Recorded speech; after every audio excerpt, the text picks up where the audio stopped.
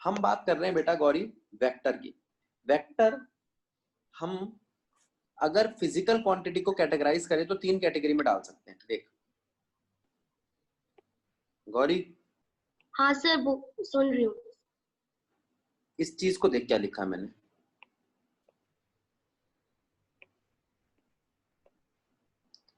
Physical quantity, और physical quantity में सब कुछ आता है, जैसे force, distance, displacement, current. Acceleration, current, ये सब कुछ आता है।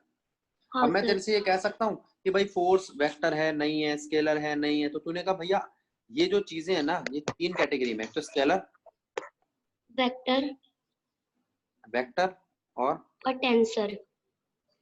शाबाश। टेंसर कैसे पता है तेरे को? सर आपकी वीडियो में तो था, अरे टेंसर वो क्वांटिटीज होती है जिनके पास मैग्नीट्यूड और डायरेक्शन तो होती है, बट वो एंगल पे डिपेंडेंट नहीं होते। हाँ, और उनका जो मैग्नीट्यूड होता है ना, मैग्नीट्यूड वो तो काम का होता है, डायरेक्शन इतनी काम की नहीं होती। अच्छा, मैं टेंसर की एक क्वांटिटी बताता हूँ आपको। करंट, करंट सुना है आपने? हाँ सर। इसकी डायरेक्शन होती है। हाँ सर, बट मैग्नीट्यूड डिपेंड नहीं करता है इसकी डायरेक्शन हाँ, पे। और ना ये एंगल पे डिपेंड करते हैं। बिल्कुल ठीक बोला तूने, शाबाश। और वेक्टर में मैग्नीट्यूड भी होता है और डायरेक्शन भी। मैग्नीट्यूड भी होता है और डायरेक्शन भी। स्केलर में मैग्नीट्यूड होता है सिर्फ। निम्रित, निम्रित सो गई है फिर से। चलो कोई नहीं। अब बेटा मैं तेरे से इन फिजिकल क्वांटिटीज के बारे में पूछूं, तो उन फिजिकल क्वांटिटीज को मैंने एग्जांपल के तो है ही नहीं। टेंसर, और टेंसर का मैंने आपको एक एग्जांपल भी बता दिया है आज। वैसे और भी करंट। बहुत सारे हैं। हाँ, करंट मैं इसके बता रहा हूँ क्योंकि 10th में था, ये था ना करंट 10th में। हाँ सर। तो करंट, और इसमें मैग्नीट्यूड विद डायरेक्शन ही बोलोगे आप। इसमें भी आप मैग्नीट्यूड को डायरेक्शन के साथ बोलोगे। वो बात दूसरी है कि वो डायरेक्शन अभी ज्यादा काम में नहीं आ रही। मैग्नीट्यूड और डायरेक्शन दोनों होते हैं इसमें। ये बात ठीक है? हाँ सर। तो गौरी हम ये कह सकते हैं कि अब हमें 3 फिजिकल क्वांटिटीज मिल चुकी हैं, जिसमें से दो, एक को तो हम पहले से जानते हैं जिसे हम स्केलर स्केलर। बोल रहे हैं। हाँ, इसके इसके बारे में हमने एडिशन वगैरह सब कुछ देख रखा है। लेकिन वेक्टर के बारे में हम आज पहली बार देख रहे हैं, तो अब इसके बारे में समझें। ठीक, अब जरा इधर सर ध्यान ये दे। पहले भी आया हुआ है आया हुआ है, जैसे मान ले मैं तेरे को ये बोलूं मोशन 20 मोशन में। किलोमीटर इन, हाँ, इन साउथ, तो साउथ का मतलब क्या है? सर ये वेक्टर क्वांटिटी है, डायरेक्शन दे रखी है। टुवर्ड्स भी डायरेक्शन है, टुवर्ड्स या अवे? सर नहीं, नहीं सर, क्योंकि वो तो किसी भी डायरेक्शन में आगे या पीछे जा सकता है ना। नहीं नहीं नहीं, टुवर्ड्स और अवे भी तुम्हारी डायरेक्शन है। किसके टुवर्ड्स, किसके अवे? अब मैं तेरे को कोई रेफरेंस पॉइंट बता दूं, जैसे मान ले मैंने कहा गौरी की तरफ जाने वाली और गौरी से दूर जाने वाली चीजें, तो तू रेफरेंस पॉइंट हो गई, तो डायरेक्शन बन गई, हाँ सर, फिर तो डायरेक्शन है ना? 10 मीटर हाँ एक्स एक्सिस पे अब डायरेक्शन है सर, एक्स एक्सिस। ठीक है। तो अब मैंने आपको कहा, जैसे यहाँ पर मैंने कुछ एग्जांपल दिया, 50 मीटर पर सेकेंड कोई डायरेक्शन नहीं है, 30 मीटर पर सेकेंड कोई डायरेक्शन नहीं है, लेकिन 50 मीटर पर सेकेंड और वेलोसिटी की बात करूं तो वो डायरेक्शन के साथ होती है, जैसे वही हाँ sir. Towards, away, north, east, west, south. तो उनको जोड़ा, अगर आप दो स्केलर क्वांटिटी को ऐड करते हो ना बेटा, तो वहां एडिशन का मतलब सिंपल 80 ही आता है। लेकिन वेक्टर क्वांटिटीज को ऐड करने एटी पर, मिलेगी। हाँ, वेक्टर क्वांटिटीज को ऐड करने पर 20 भी आंसर आ सकता है और 80 भी आ सकता है। ठीक, यस। इधर आ जाओ। ये कैसे आया वो सब डिपेंड करता है उनके एंगल पे। किस पे डिपेंड करता है? एंगल पे। ऐसा भी तो हो सकता है वो दोनों चीजें इधर उधर चल रही हो, 15 डिग्री पे, 90 डिग्री पे। अब तो क्या है कि भैया एंगल तो हाँ आपने बता सर। दिया, मैं एंगल को कैसे वैल्यू में कन्वर्ट करूं? ट्रिग्नोमेट्रिक फंक्शन cos थीटा से। किससे? Trigonometric function cos theta. देखो नीचे मैंने लिखा है r equals to a plus b. a और b दोनों वेक्टर हैं और उनका रिजल्टेंट r वेक्टर है, तो r हो गया under root a square plus b square plus 2ab cos theta. ठीक, ठीक। ठीक है। तो अब आगे चलते हैं। पहले यहां तक बात समझ में आई कुछ? अभी तक मैंने आपको वेक्टर रिप्रेजेंट करना भी नहीं सिखाया। हाँ सर। अब एक बार वेक्टर को रिप्रेजेंट कैसे करते हैं वो बताता हूँ मैं। एनसीईआरटी तो कहती है आप बोल्ड लेटर से लिख दो, हम उसको भी वेक्टर मान लेंगे, ठीक है। हाँ और वैसे अच्छा, वेक्टर के दूसरा ऊपर एरो होता है ना। हाँ एरो लगा के हम वेक्टर को समझा सकते हैं, ठीक है। अगर मुझे किसी वेक्टर क्वांटिटी हाँ को सर। बताना है तो उसके ऊपर मैं एरो लगा सकता हूँ, क्लियर। अगर मैं हाँ सर। ये 3 क्वांटिटी लिखता हूँ ए बी सी और मैं सी को बोल्ड कर देता हूँ, बोल्ड लेटर का मतलब समझते हो ना आप? तो ये वेक्टर है। हाँ, एनसीईआरटी बोल्ड लेटर से दिखाती है। हाँ सर। अब इधर आ जाओ, कितने तरीके के वेक्टर होते हैं? इक्वल वेक्टर, जैसे जिनका मैग्नीट्यूड भी इक्वल हो, देखो दोनों का मैग्नीट्यूड इक्वल है और डायरेक्शन और सेम। डायरेक्शन उनकी सेम हो। डायरेक्शन कैसी हो? सेम। ऑपोजिट वेक्टर, एक इधर जा रहा है एक इधर जा रहा है, देख दोनों उल्टे जा रहे हैं, हाँ तो ये ऑपोजिट वेक्टर है। बट मैग्नीट्यूड इक्वल है। हाँ, equal in magnitude, opposite in direction, ठीक। Null vector, zero in magnitude, omni in direction. बहुत सारे डायरेक्शंस में। हाँ, डायरेक्शन कोई सी भी हो सकती है लेकिन मैग्नीट्यूड जीरो होगा। ओरिजिन एक नल वेक्टर है क्योंकि इसमें मैग्नीट्यूड क्या है? जीरो। और डायरेक्शन हो सकती है एक्स एक्सिस पे भी, वाई एक्सिस पे भी, जेड एक्सिस पे भी। अब अगर मैं किसी कांस्टेंट का डिफरेंशिएशन करता हूं तो जीरो आता है, मैंने आपको सिखाया था। कांस्टेंट का डिफरेंशिएशन जीरो होता है तो हाँ कांस्टेंट सर। वेक्टर का डिफरेंशिएशन क्या होगा? Zero vector. Zero vector. अगर ए और बी दोनों वेक्टर इक्वल हैं तो उन दोनों को सब्ट्रैक्ट करने पे जीरो वैल्यू आएगी। हाँ सर। लेकिन मैं उसको बोलूंगा जीरो वेक्टर, वेक्टर। ठीक है। सर इसकी डायरेक्शन हाँ बताना तो पॉसिबल है किसकी? नल वेक्टर की।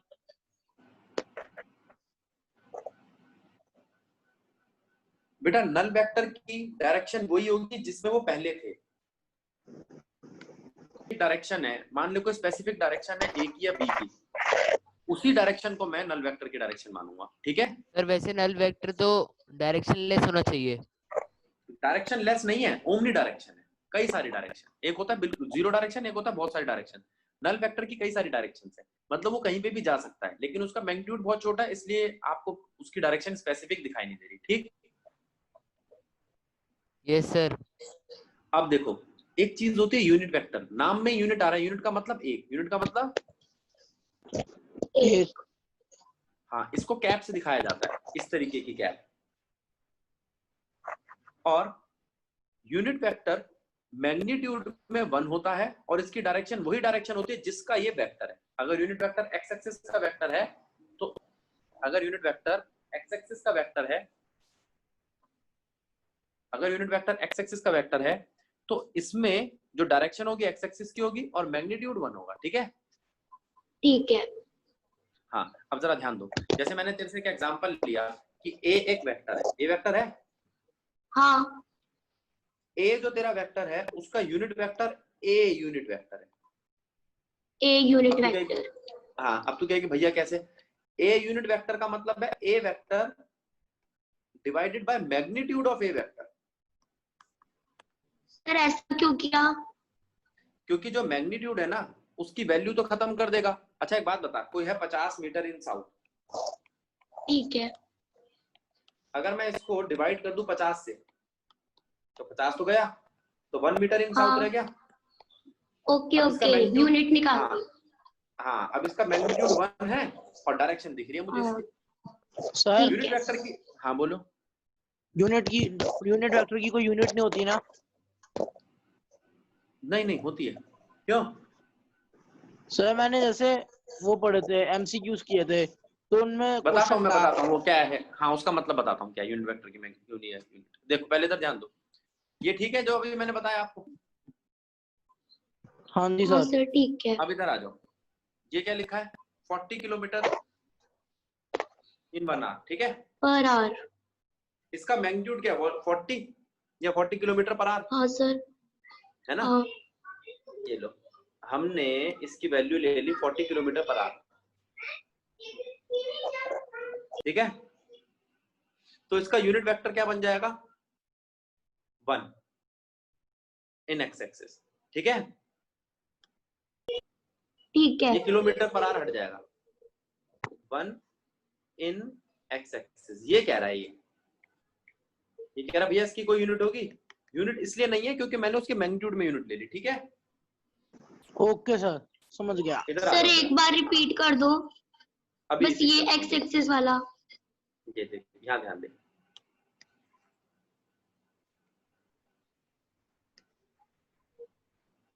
गौरी, हम ये लिख सकते हाँ हैं सर। कि एक वेक्टर है ए, हाँ 50 ठीक है। न्यूटन इन साउथ।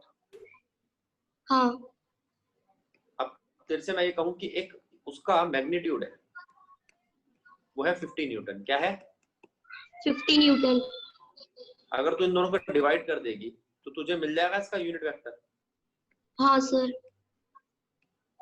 तो ये कह रहा है 1 कि इन भैया इसमें साउथ। इसकी यूनिट, हाँ तो ये कह रहा है भैया इसमें यूनिट भी कट जाएगी, हाँ इसलिए यूनिट वेक्टर की यूनिट दिखाई नहीं दे रही, ठीक? ठीक है ठीक है। X axis, y axis, z axis की जगह पे तू आई जे के लिख सकती है।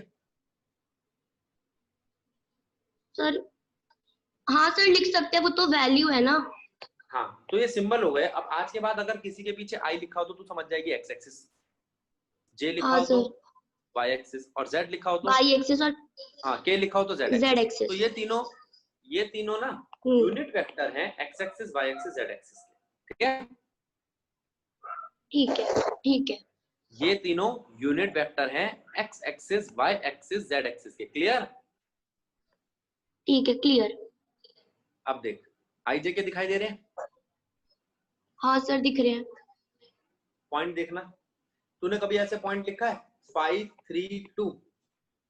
नहीं सर, अभी तो 2 एक्सिस ही पड़े हैं। तो 3 लिख ले, कोई दिक्कत नहीं। 5 3 2, यहाँ पे तुझे पता हाँ होना चाहिए पहला एक्सिस है एक्स, दूसरा है वाई और तीसरा है जेड, हाँ है ना? हाँ सर। तो तू यूं कह सकती है कि भैया मुझे पता है 5 के साथ आएगा आई, 3 के साथ 3 आएगा के जे, साथ जे, 2 के साथ के। वही लिख दिया मैंने, देख 5i 3j 2k। लेकिन यहाँ पर अगर तू इनकी पोजीशन चेंज भी कर देगी ना, कोई फर्क नहीं पड़ता। जैसे कोई कहे जे पहले लिखूंगा मैं, आई बाद में, के उसके बाद में, उससे कोई फर्क नहीं पड़ता, क्योंकि मुझे पता है अगर किसी नंबर के पीछे जे लिखा है इसका मतलब वो वाई एक्सिस है। क्या है? वाई एक्सिस पे। समझ आया? अंशुल समझ हाँ आया? सर। अंशुल अब देख, ये मैंने 3D में पॉइंट लिया, 3 डायमेंशन में। हाँ ठीक है 50 आई है, 20 जे है और 30 के है, ठीक? ठीक है। तो तू ये कह सकती है भैया 50 तो एक्स एक्सिस पे है, 20 वाई एक्सिस पे है और और 30 जेड 30 एक्सिस पे जेड है, एक्सिस। ठीक? हाँ सर। ये बना तेरा P, 50 आई, 20 जे और 30 के। हाँ आगे चले? हाँ सर। ठीक है। अब देखो, अगर मैं तेरे से कहूं कि 1D की बात करो तो तू कहेगी भैया 0 से लेके 5 तक 1D है, ये 5 सेंटीमीटर। इसमें मैंने एक्स एक्सिस वाई एक्सिस की बात नहीं करी। 2D की बात करो तो 1 और 0, 1 और 5। अरे बात तो अब भी वही है, हाँ। तो 5 सेंटीमीटर ही। लेकिन अब मुझे पता चल रहा है ये 5 हाँ। सेंटीमीटर वाई एक्सिस पे है, एक्स एक्सिस पे है, एक्स और हाँ वाई के सर। बीच में है। तो इसे 2 डायमेंशन कहते हैं, जो एक्स एक्सिस वाई एक्सिस पे पूरा, या एक्स और वाई के बीच में समझा। और अगर मैं तीसरी डायमेंशन भी इंट्रोड्यूस कर दूं तो हाँ। कोई दिक्कत नहीं है, जेड ठीक है? एक्सिस भी आ जाएगा। जेड एक्सिस भी आ जाएगा। तो 1 डायमेंशन में सिर्फ एक ही डायमेंशन होती है, 2 डायमेंशन में एक्स एक्सिस वाई एक्सिस यानी कि वो एरिया बन जाता है, और 3 डायमेंशन में एक्स एक्सिस वाई एक्सिस के हाँ साथ जेड एक्सिस भी लग जाता है और वो वॉल्यूम बन जाता है, ठीक है? हाँ ठीक है। अब जरा इनको देख बेटा, मैंने तेरे से कहा ये x axis y axis z axis सब कुछ बना ले, उसके बाद ना 2 पॉइंट ले ए और बी, दे सकती है बेटा? हाँ सर। ए और बी के बीच में जो डिस्टेंस है वो है चेंज इन पोजीशन, ठीक है? पोजीशन। ठीक है। P1 क्या है? एक पोजीशन, P2 क्या है, दूसरी पोजीशन। दूसरी पोजीशन, P1 एक वेक्टर है, पोजीशन वेक्टर, कैसा वेक्टर, पोजीशन वेक्टर, P2 क्या है, वो भी एक पोजीशन वेक्टर है। पोजीशन वेक्टर है। तो P1 और P2 तो दो पोजीशन वेक्टर है, और वो दोनों की पोजीशन A और B को असाइन कर रही है। किसको समझा रही है, ए और बी को, कहां से, ओरिजिन से, कहां से, ओरिजिन से। तो मैं ये कह सकता हूं कि ये जो येलो कलर की लाइन है, ये वाली, ये ओरिजिन सर। से लेकर ए तक का डिस्टेंस है। हाँ सर, कह सकते हो। ये ग्रीन कलर की लाइन, ये बी पोजीशन को समझा रही है, ठीक। हाँ, और जो व्हाइट कलर की लाइन बनी ना, ये Change इन in दोनों की position। पोजीशन में फर्क बता रहा है, ठीक है। ठीक है। तो यहां से हमें समझ में आया P1 P2 दो पोजीशन वेक्टर हैं, डेल्टा P एक डिस्प्लेसमेंट वेक्टर है, डिस्प्लेसमेंट है, तो डिस्प्लेसमेंट वेक्टर बनेगा P1 माइनस P2, माइनस ठीक। P2। हाँ सर। खत्म कहानी, सर ठीक है। P2 माइनस P1 नहीं लिख सकते? P2 माइनस P1 और P1 माइनस P2 दोनों लिख सकते हैं। फिर हम इसको इस तरीके से दिखाने लगेंगे। बहुत अच्छा क्वेश्चन पूछा है। P1 to 2, P1 माइनस, जैसे सर पता है सामने कहाँ यूज करा है, P2 to 1, रिलेटिव वेलोसिटी। बिल्कुल सही। ये डिस्प्लेसमेंट रिलेटिव वेलोसिटी जैसा काम कर रहा है, तो ये दो के बीच में रिलेशन है। हाँ, 1 और 2 के बीच का रिलेशन है। अच्छा, वेलोसिटी भी तो फिर वेक्टर ही होते हैं, वो भी हाँ, रिलेटिव। वेलोसिटी भी वेक्टर ही होता है, ठीक है। हाँ हाँ जी सर। चलें आगे। Yes Yes, sir. sir. अब देखो सक्सेसिव वेक्टर, ऐसे वेक्टर जो एक के पीछे एक लगे हुए दिख रहे हैं, हाँ सर। इसे कहते हैं वेक्टर का हेड, इसे हेड। कहते हैं वेक्टर की टेल। तो हेड ठीक टू है। Tail, head to tail, head to tail, इस तरीके से अरेंजमेंट है। ठीक है। को इनिशिएटिव, सारे के सारे एक ही जगह से स्टार्ट हो रहे हैं, सबकी टेल एक ही जगह पे, देख ले सबकी टेल एक ही जगह पे है। हाँ सर। समझ आया, हाँ, आ गया। सब सर के ऊपर से निकल गया। नहीं सर, आ गया। चलो अच्छा है, ठीक है। तो यहां तक हमने वेक्टर के टाइप्स पढ़े थे बेटा हमने। हाँ सर। मैं कह रहा हूं तेरे को एक वेक्टर को ना रिजॉल्व करना है दो हिस्सों में। जैसे एक वेक्टर है तो उसको एक्स और वाई एक्सिस में रिजॉल्व करना है, ठीक है। हाँ। वैसे तो तू आई जे के तीनों में रिजॉल्व कर सकती है। आई का मतलब एक्स एक्सिस, जे का मतलब वाई एक्सिस, के का वाई मतलब जेड एक्सिस। एक्सिस, ठीक। हाँ। अब देख, ये एक वेक्टर है v, इस वेक्टर को मैंने रिजॉल्व कर दिया एक्स एक्सिस में और वाई एक्सिस में, कर दिया। हाँ। हाँ सर। अब तू यूं कह सकती है कि भैया थीटा के साथ मैं इसको ट्राइंगल मान सकता हूँ, हाँ। है ना। ट्राइंगल में कॉस हाँ थीटा सॉल्व सर। करना आता है तेरे को। हाँ सर। कॉस थीटा होता है बेस अपॉन में हाइपोटेनस, हाइपोटेन्यूज। ठीक है। बेस अपॉन तो में तू यूं कह सकती है hypotenuse. cos theta equals to base क्या है मेरा vx, Vx। और हाइपोटेनस क्या है वेक्टर v। V। तो यहाँ से vx क्या बन जाएगा, V cos थीटा। ठीक। अब देख, अच्छा, अगर ये y sorry, axis, factory V। ठीक है ना, अगर ये y एक्सिस है हाँ। तो ये भी y एक्सिस होगा, ये वाला। हाँ सर। परपेंडिकुलर अपॉन में हाइपोटेनस क्या होता है, साइन थीटा। तो साइन थीटा में लिख सकता हूँ v हाँ सर।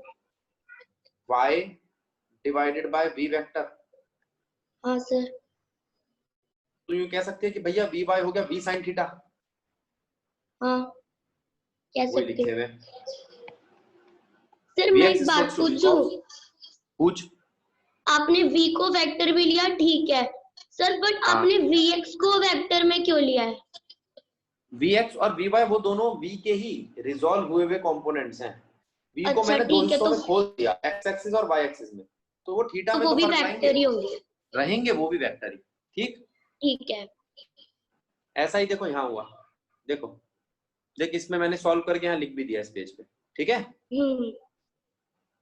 चलो आज का काम मैं यही खत्म कर रहा हूँ, आपको सारे वेक्टर की टर्म सिखा दी है, तो फिर आज क्लास हाँ, सर। ज्वाइन मत करो, ठीक है।